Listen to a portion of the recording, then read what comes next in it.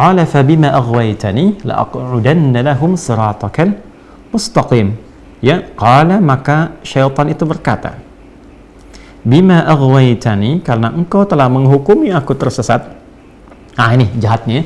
Jadi saya katakan tadi di awal, jika memang keangkuhan, kesombongan itu sudah menyelimuti keadaan satu makhluk, ya. Saya tidak katakan seseorang, tapi satu makhluk.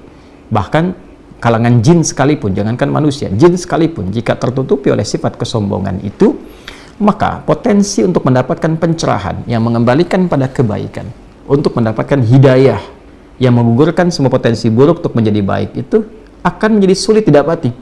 Ya, karena celah-celah mendapatkan pencerahan, kebaikan, hidayah itu tertutup oleh kesombongan tadi. Karena itu, sepintar-pintar, sejeniusnya iblis itu kan kalau dalam bahasa Yunani itu diabolis kan. Ya, diabolis itu artinya yang pintar keblinger gitu. Ya, jadi yang punya sifat kepintaran di atas rata-rata, ya. Tapi karena tertutup oleh keburukan tadi, sehingga potensi kepintaran itu tidak bisa digunakan untuk membaca kebaikan. Itu bisa terjadi. Ya, alih-alih kepintaran digunakan untuk yang baik, tapi diarahkan kepada yang buruk ketika potensi baik itu tertutup. Ya, karena itu baik itu lebih penting dibandingkan dengan berilmu. Itu poinnya. Ya, sehingga ketika yang berilmu itu baik, maka ilmunya akan digunakan kepada segala yang maslahat. Ya, tapi semakin pintar kebaikannya tidak ada, itu damage-nya, ya, menghancurkannya lebih banyak. Jadi kalau pencuri yang pintar itu pasti ngambilnya, korupsinya lebih banyak dibandingkan dengan pencuri yang kurang pintar, ya. Nah, akan lebih bagus kalau pintar dan baik. Jadi jangan bandingkan misalnya pilih mana, pintar nggak baik atau bodoh baik. Ya, maka pilihlah yang pintar dan baik, ya.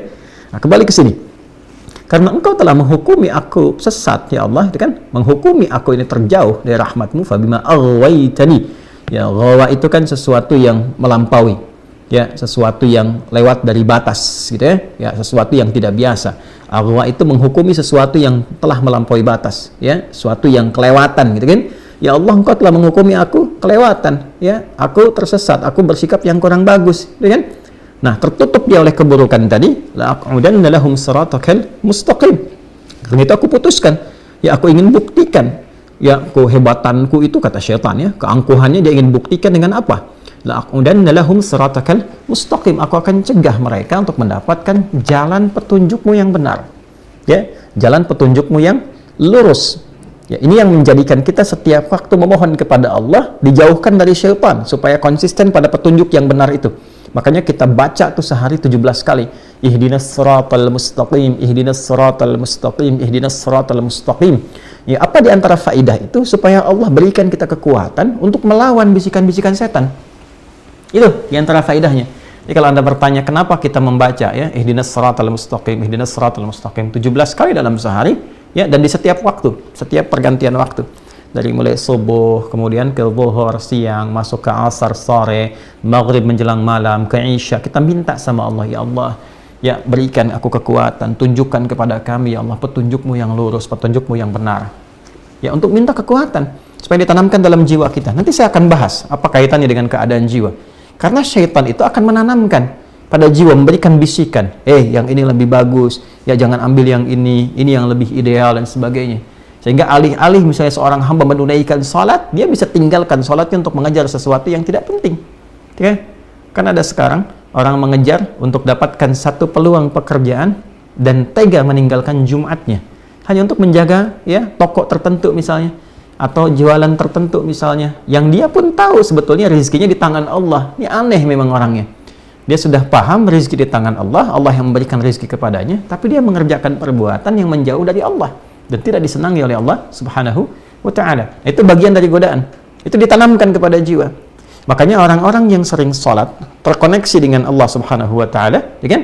Dia mengoneksikan dirinya untuk menyembah Allah, sujud kepada Allah Subhanahu wa ta'ala, dan berkata kemudian dalam berdirinya, ihdinas siratal mustaqim, itu diberi kemantapan dalam jiwanya. Nanti saya akan terangkan, ya, bagian itu pada hal yang terpisah. Diberi kemantapan. Sinyalnya gampang. Begitu nanti ada bisikan pada keburukan, hatinya pasti akan mencegah. Ini sinyal baiknya.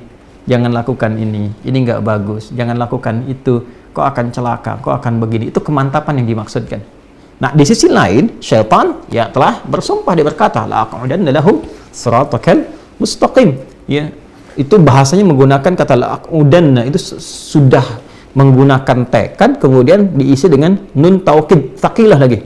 Ya, nun taukid tsaqilah menggunakan nun, ya nunnya lagi yang versi tinggi untuk menunjukkan kesungguhan. Yaitu dalam bahasa Arab itu kalau orang sudah tidak mampu mengerjakan sesuatu karena kelemahannya, yaitu dikatakan dengan taqa'ud. Huwa mutaqa'id, dia sudah purna, sudah selesai karena keadaan fisiknya sudah tidak memungkinkan mengerjakan pekerjaan yang seperti ini lagi. Okay? Nah, kalau kita ingin melemahkan sesuatu sehingga tidak mampu mengerjakan tugas yang akan dilakukan dan dia menjadi betul-betul lemah, itu menggunakan diksi yang disebutkan dalam Al-Quran ini. Ya, la aq'udanna, itu la-nya menunjukkan kesungguhan, ditambah lagi keseriusan pakai nun taukid, itu tsaqilah di situ, ya, dan itu menunjukkan tekad yang sangat serius. Aku betul-betul akan melemahkan. Itu kata syaitan. Ya, dan ini ditampilkan di Al-Quran untuk memberikan informasi kepada kita supaya kita kenal. Gitu. Ini kalau Allah sudah sampaikan, tegaskan, nggak sadar juga manusianya dengan cara apa lagi dihambat untuk berbuat salah. Jadi ini menunjukkan bahwa Allah menginginkan hamba itu jadi saleh. Karena itu diinformasikan.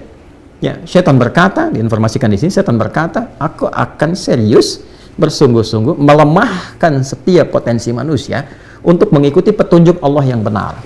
La'aqudanna lahum siratakal mustaqim. Jadi syaitan pun menyadari, mengakui petunjuk Allah ini benar. Semua yang bersumber dari Allah itu pasti baik. Dan itu syaitan sendiri mengakui. Ya, karena itu jangan diikuti. Ya, provokasi-provokasi setan ini, karena dia pun mengakui semua yang bersumber dari Allah itu benar. Artinya kalau Allah memerintahkan itu yang terbaik. Kalau Allah melarang, di situ ada bahaya. Kan? Jangan korupsi, jangan mencuri, ada bahaya di situ. Jangan menipu, jangan berdusta, ada bahaya. Jangan membunuh, jangan berzina, ada bahaya di situ. Jangan riba, ada bahaya di situ. Kan? Setan tuh mengakui. Cuman karena kesombongan, dia gengsi mau ambil. Ya, karena keduluan oleh Adam, dia nggak mau tuh, gengsi dia pada kondisi itu. Itu sebabnya yang menjadikan dia memilih untuk memprovokasi hamba, melemahkan supaya nggak paham.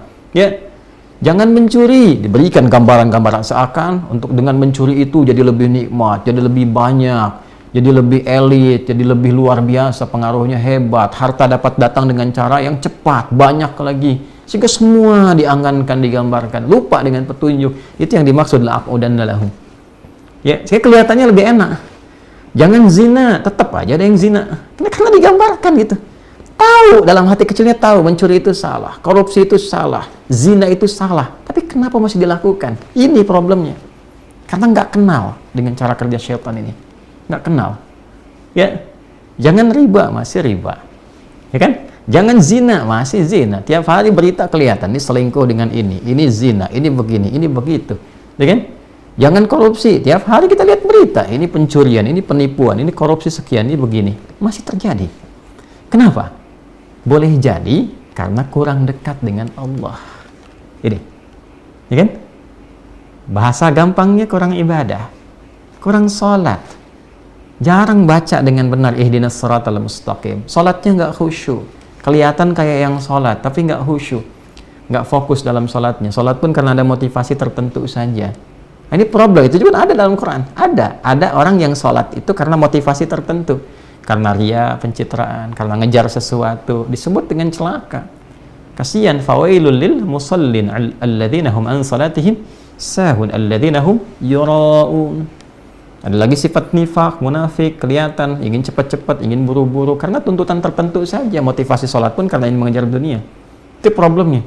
Sehingga tidak ada kemudian keistimewaan dari kalimat itu yang menghunjam kepada jiwa, yang betul-betul meminta kepada Allah untuk dilindungi.